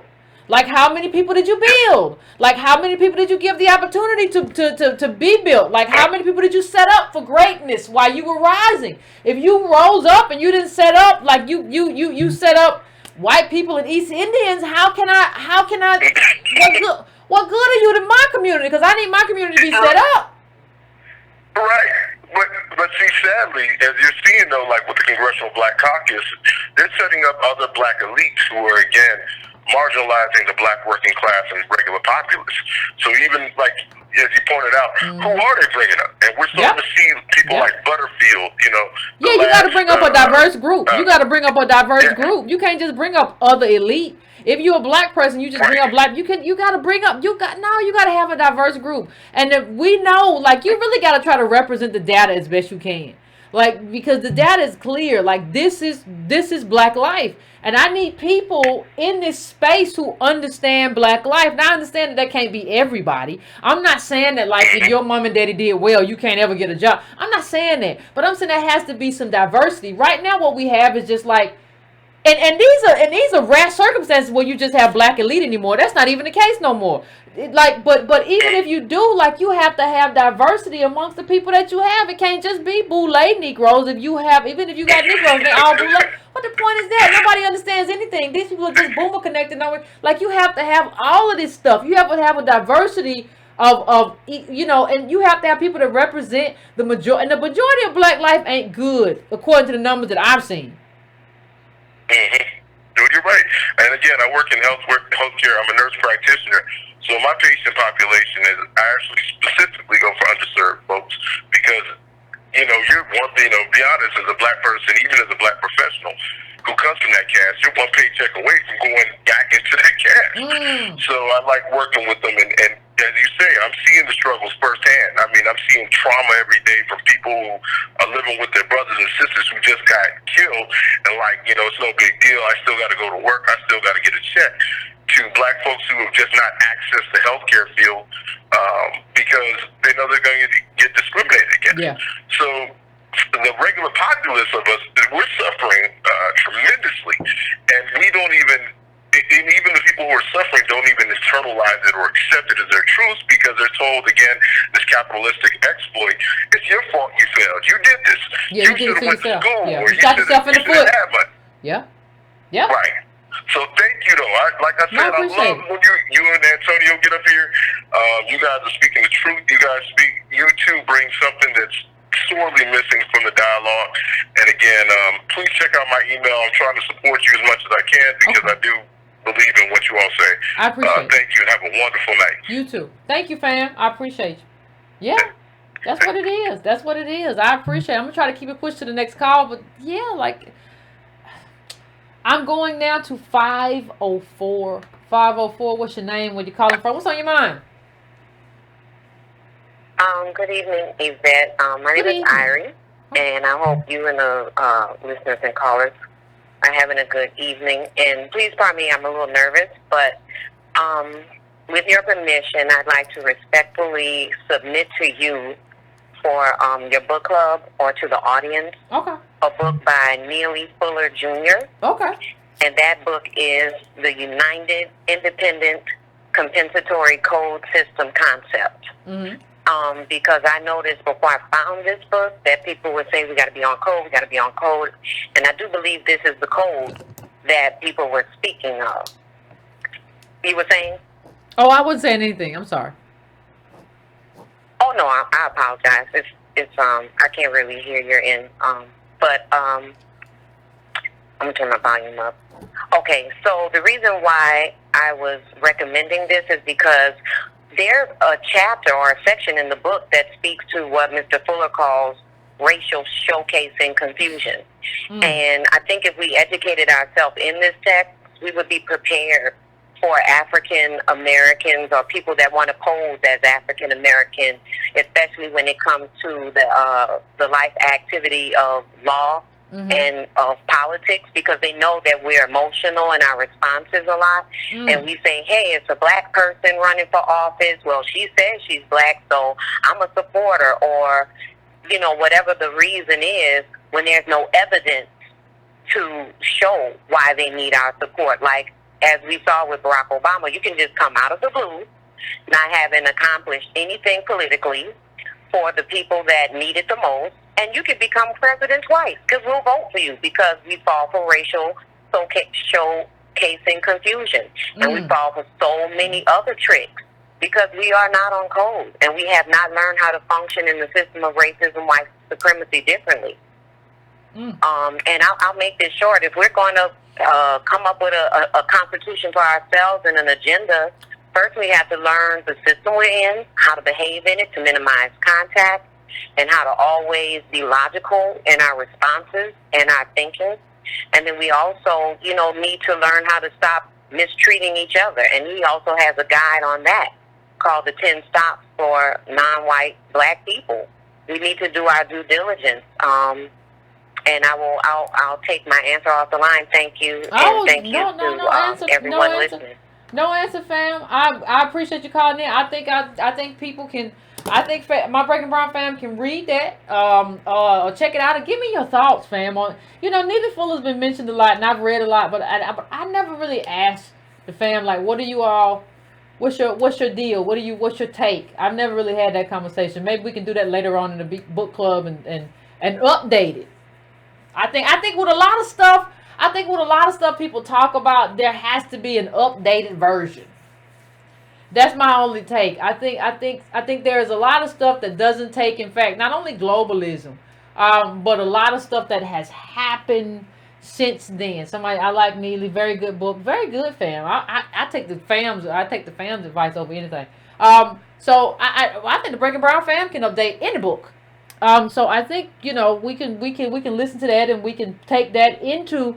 And I think it'll be a very good idea when people call in. If you have a book that you read, I think she may have started something. If you had a book that you read that you think that the Breaking Brown family could benefit from, throw it out when you call in, and we will decide whether or not later on whether or not that book gets added to the book club. So I think you just came up with something. So I appreciate it. I appreciate it, fam. Somebody said fully good. Somebody said somebody's good stuff. I like that. I'm just talking about that particular book. Yeah. So I appreciate it, fam. All right. Okay, I'm going right now. Oh, here we go. 310, what's going on? What's up, man? What's going on, Tom? I decided to call in because I just think we need to go back. Last show I talked about cost of being DOS. This show I want to talk about benefit. One of the things that we really got to hone down on, and I think you covered it, but there was so much content, is I don't know if Kamala has a right to run. I'm not trying to be like I know for a fact, but she hasn't made it clear whether she's a naturalized citizen, meaning both parents are citizens when you're born. I don't know how it's wrong to ask that. I'm not talking about whether she was born here. We know she was born here, but I'm saying you have to.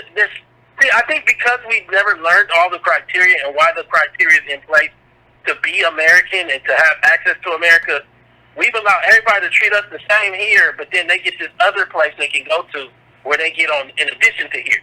But we get the bottom of here. So, you're supposed to be a naturalized citizen. And the reason why they want you to be a naturalized citizen is they want you to have loyalty here and lineage here. Well, Obama came from, like you said, his maternal line was American. Whatever it means that his mom had him traveling and all that, he lived with the grandparents, they was American. So he didn't need DOS to authenticate him for running for president. President is like the top. I know Trump is president now, but the top of the ladder politically. What you see with Kamala is the ultimate conundrum of blackness, which is how does being Jamaican make you more African American so that you can be more American? I don't know if anybody sees that this is a real problem, the level of it. This is not just about global blackness here. This is about the question of what familial line gives her enough American heritage to understand America. And so, what we see here is you're going to say because she's Jamaican, she's black. We talked about black American or African American. Because she's Jamaican, because she comes from Jamaica, she can run for president of America. That's what we're saying, right? I'm asking you, Yvette. I don't know. Yeah, it looks like it to me. It looks like it to me because I don't hear anything really about her Indian mother. It's like the Jamaicanness means the Jamaicanness makes her American black, which means she could run for president on MLK. That's what they look like they're saying to me. But at home, the Jamaicans call themselves Jamaican and say those black Americans. This is the most crazy stuff. This is crazier than Obama. I don't know if everybody sees it. This is the battleground for your identity, because what they're saying is that you don't deserve reparations. That's baked into that. They're saying it don't matter that you came from slavery. You just eat that in your family. That's baked into that. And they're saying it don't matter that your family, as a result of all the costs, didn't get to become scientists or economic professors. You eat that as well and just figure it out. But she gonna run on your family's name. And I ultimately see the conundrum of the hurtness that is Kamala in her office because she hired Indians. You didn't really touch it, but she hired Indians. She Indian and she hired some Indians. Well, she was DOS. And we talked about the video and Howard. Where was the Howard grads? Come on. Where was the Howard grads? Where were the AKAs at, though? Was the AKAs, were you there? Can you call in? What were the AKAs at? Those were your sisters, right? AKAs that are in California that she could have gave a job at the Attorney General's office? I don't care if they qualified. And I know there's qualified AKAs because I'm part of I've been to the California bar. I've been here. There's enough. They should have been 50% of the office. Because it's about to be 50% of your campaign that you're Black American. I think when we read the article from the father, and the father basically drops off the planet after 72. He basically has no story. He has one picture of Kamala in Jamaica when she's little. So it sounds like she only went to Jamaica back and forth when she was 0 to 6. And he's trying to stretch that. He don't got no pictures though. No. And then at 9 or 10, she goes to Canada and she lives Canadian Indian life with her Indian mom. And now she's just as Black as me or you.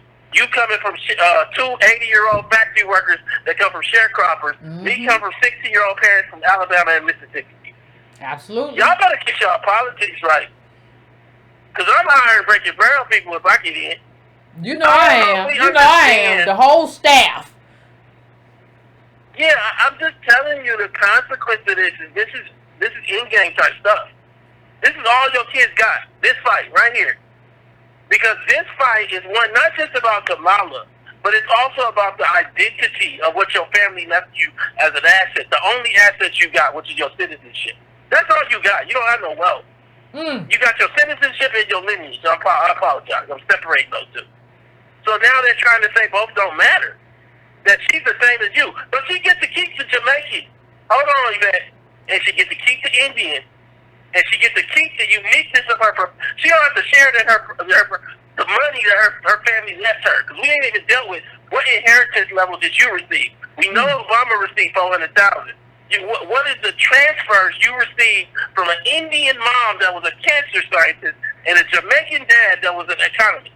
But she don't got to share that with you or me. But we got to share the most intimate parts of our lineage with her. I'm going to leave it at that. Y'all better figure this out. Whew. All right, Tom. I appreciate you as always calling in. Yeah, we're going to have to figure that out, fam. We're going to have to figure that out. We're going to have to get our politics right because this ain't right. This is not right, fam. Everything he said is correct. Somebody in the chat said, you from Howdy, Yvette, she didn't hook you up. I bet you she didn't hook none of us up.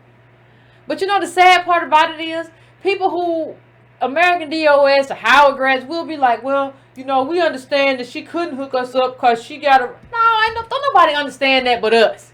We the only ones running around trying to understand why people who we built don't build us back. No, this is an exchange. We built you. You the first. You say you the first African American or whatever, and you came from Howard and you ski week. No, you got to put us in place. What did AKA said? What did pink and green? What did pearls, babe? You got to do it. I'm going to 347. 347. What's your name? Where you calling from? What's on your mind?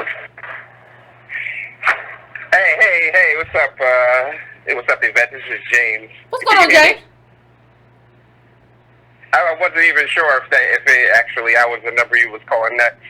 But yeah, I was sitting here, I was thinking, and I had everything I wanted to say to you, and then guess who calls?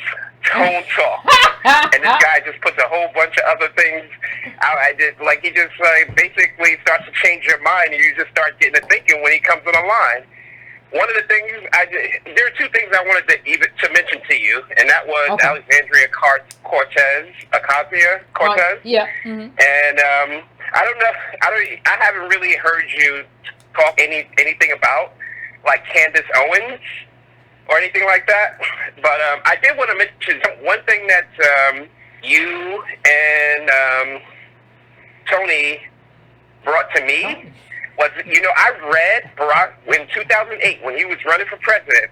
I read Audacity of Hope, and I also read Dreams of My Fathers front to back, and I thought that told me a lot about Barack Obama running for president. I never once considered the fact that technically he is not a descendant of a slave. He is a descendant of somebody straight out of Africa, and he's a descendant of Americans, but it has nothing to do with his entire family line has nothing to do with slavery in that entire family line. I never considered that. That's actually a very interesting thought. Let me just interrupt you real quick. Now that I think about it, I actually I addressed Candace Owens on Antonio Moore's Tone Talk show, which is every Friday. So if you want to see that, I did address it, but I think I addressed it on his platform. So, but go on. I'm sorry. No, that's it. That's A-okay. So, there about Alexandria Ocasio-Cortez, one of the things I wanted to mention to you, because it did sound like in this particular episode, you sort of kind of espoused a sense of confidence in her. And I don't know if I'm 100% correct about that, whether or not you actually have confidence in her ability. I don't have confidence in anyone. But what I do is I look at her rhetoric. And what I say is, like, I don't agree with all this immigration rhetoric. We are worlds apart in terms of that, and I have had my own criticism of her. But what I am saying is that when we look at what I will agree with her on is the banks, right? You had the banks basically rob Negroes with all this subprime garbage. Oh, yeah. And you had Eric Holder sit there as a Negro man and basically let them skate with the little slap on the wrist fee. And so what I say is that, why couldn't? Like, she hasn't even done anything. Understand that. But the rhetoric, why couldn't she hasn't done anything. But why couldn't American DOS CBC have that same rhetoric? And what you see in that 2014 article is that they couldn't have the same rhetoric because half of the CBC, at least, they went to war with each other, was in the pockets of Wall Street. Why do we have politicians who are in the pockets of Wall Street? I think I have an answer for you for that. Okay, I'm listening close. So, see, you went to an HBCU. I didn't. I went to a non-HBCU. So I think campus life would have been a lot different for you than it was for me, because as a person of color, I was a part of a minority of individuals on the campus, nowhere near the majority, and they were, and that created some sort of dynamic. I remember I went to one of my friends at college, and I was telling him about something that this Hispanic girl had said, and he got upset because he was like, "Oh well, I don't know what she's talking about. She didn't have a Martin Luther King. She didn't have a Malcolm X or anything like that. I don't know what she's talking about." I think you know where I'm coming from with that. I don't know if I'm really clear, but basically what he was saying is that a lot of what America is, in my opinion, has a lot to do with the struggle of people coming out of slavery, for the most part. It feels like American ideals did, in my opinion, it was black people that brought America as close to its ideals as it currently is. Oh, I agree. Like the equal rights and all that other stuff, civil rights and all that stuff. That really came as a result, in my opinion, through the struggle of descendants of slaves. Like, and I think a lot of people who are not descendants of slaves sort of bandwagon on that whole movement, and they just sort of Shanghai it or hijack it. Of course, like nobody in public life. No, I agree. Like, I agree with that call. Listen, see this. I'm gonna try to get to one more call, so I'm gonna let you go. But what really happens is, nobody wants to do that work. I don't think we understand as descendants of slaves how much work our people have put in. Nobody else wants to do that work. So I'm going to just attach what I want or what I need to the work you did, and we're just going to let that be that. And one of the things we have to understand, even in terms of us not having those politicians, how that's connected to us not having wealth, right? So you go to Wall Street because like there are no bunch of millionaires in America, and I understand it shouldn't be led by a bunch of millionaires anyway, but that's the way it is. That's the game America's playing, and like they locked us out of playing it. They took us off. They took us out of the game, and then they made the game. Like, imagine taking us out and not giving us any wealth, not letting us build wealth. You just hang us up from a tree when we're trying to build wealth. So you take us out of the game of building wealth. Then you make the whole game about wealth. So that, like, what happens is even when we have politicians, they running around trying to get a check because we ain't got no money. Understand how all of this comes back to wealth and lack of wealth in our communities and how we got here. That's what it all comes back to. I'm going to my last call. I'm going to 562. 562, what's your name? Where you calling from? What's on your mind? Hi, Yvette. Hey. This is Lydia. I am in Los Angeles, and I just wanted to, I truly appreciate you. I really do. You and Antonio. I am a late bloomer. I am not quite 50, and I am learning so much every day listening to you guys. I'm learning so much, and I'm trying to share with the people I know. And so now I see my super liberal feminist friends repeating some of the stuff that I'm saying. I see them talking about reparations. I see them talking about other things after we've already argued about it. So I just want to thank you for that. I am in lactation, and I have a focus on Black people, and I just wanted to let you know that because of this stuff that I've been learning from you and Antonio, I have actually changed my branding to make sure that I put Black American DOS on, not only on my website, but on my marketing materials and everything like that, because I really want to have a focus for that. So with that, I wanted to ask, and I agree with everything that you guys have said about Kamala. My only question and concern is being in the community, the lactation community, with women and all this kind of stuff, is if we press this issue about her father, what do we do and how do we respond when somebody comes back and says that, you know, we could be traumatizing her, we could be triggering her, because we don't know what happened with the father. And it's, to me, in my opinion, I feel like they're diverting from the fact of the truth of the matter is that she's not Black. So what are we supposed to do? Well, she's not American DOS. You can be that and be not American DOS. You can be all kinds of Black and brown and not be American DOS. But I don't care. Like, the thing is, I don't care. Like, I don't care if she's triggered. Like, see, the thing, like, because we've gotten into this, you're a politician. It's not like I come to your private home and you are a grocery store clerk, or you are a janitor, or you are a doctor, or you are a lawyer, and I just start shouting stuff to you. Like, being a politician means that you open yourself up to this kind of investigation, because people have to understand who you are, because you are asking those people to represent you.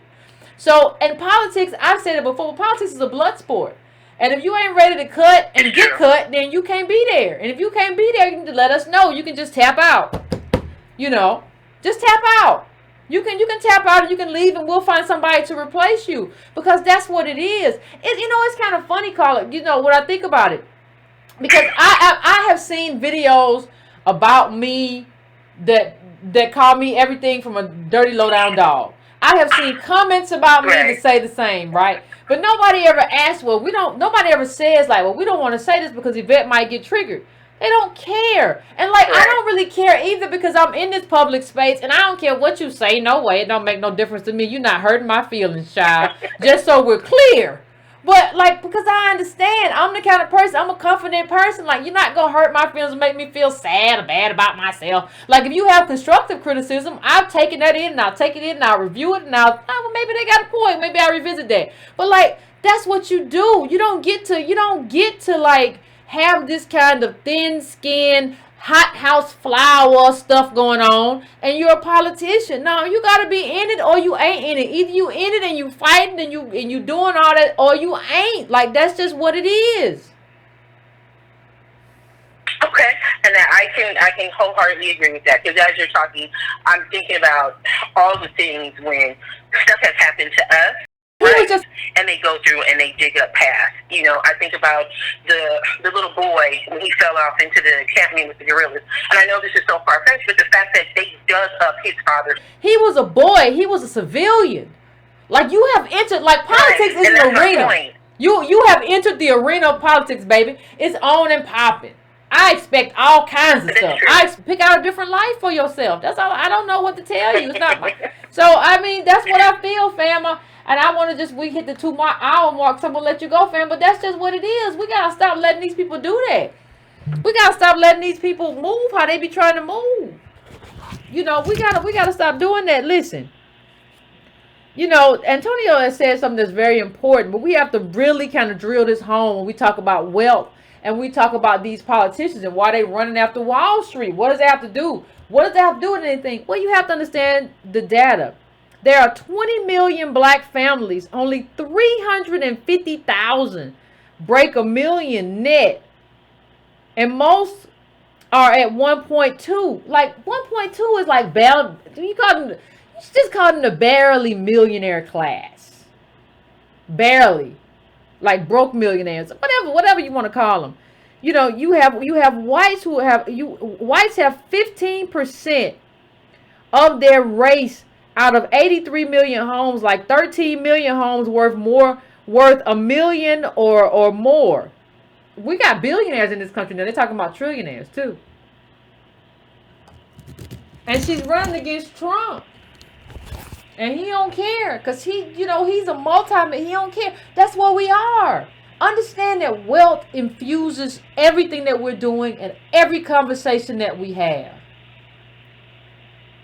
And understand, like, there was a great article in the Atlantic a while back about how, like, white people are making, white kids are doing great on their family's money. Like, ain't nobody playing with their own money no more. Like, everybody's playing on everybody else's money. Because America ain't building money. Like, I told you, I read that book, Plutocrats.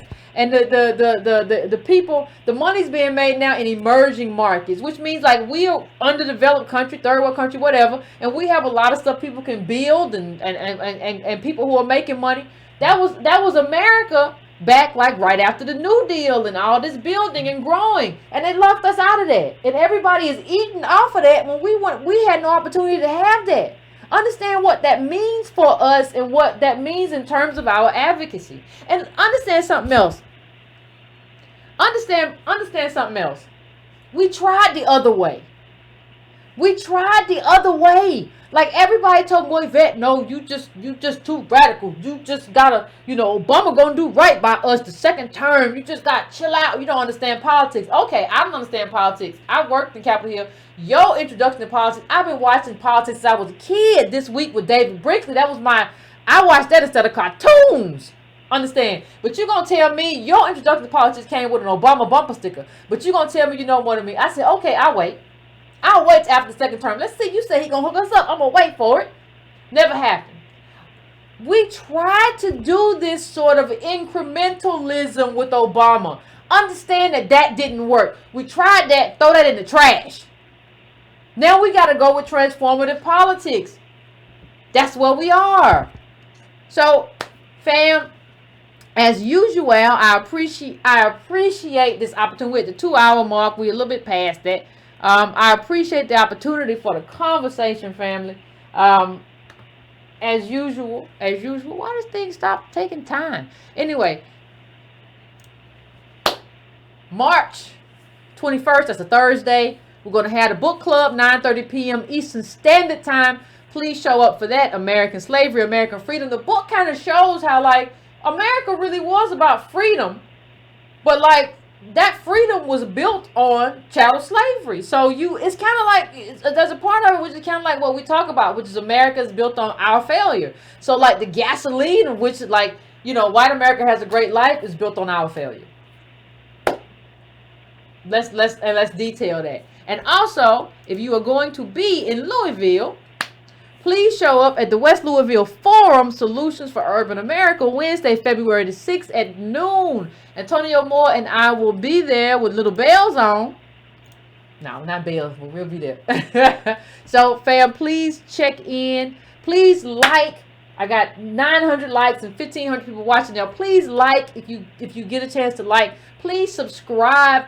You can go to donatebrown.com to donate. Patreon.com/ycarnell if you want to subscribe to the Patreon. You can also go to the newsletter. I'm going to link it below in the description. And it's in previous descriptions if you want to get a newsletter. The newsletter goes out once a week on Sunday. It's just news that I think is important to the American DOS community that I send out that you may not have seen during the week. So you can do that as well, fam. Please finish your libation. Do not go to sleep with your libation next to you. Do not do that. Finish your libation. And, we'll meet up again. For those of you who get the newsletter, I'll see y'all on Sunday. And everybody else, I will see you at the when next we meet. Thanks, fam.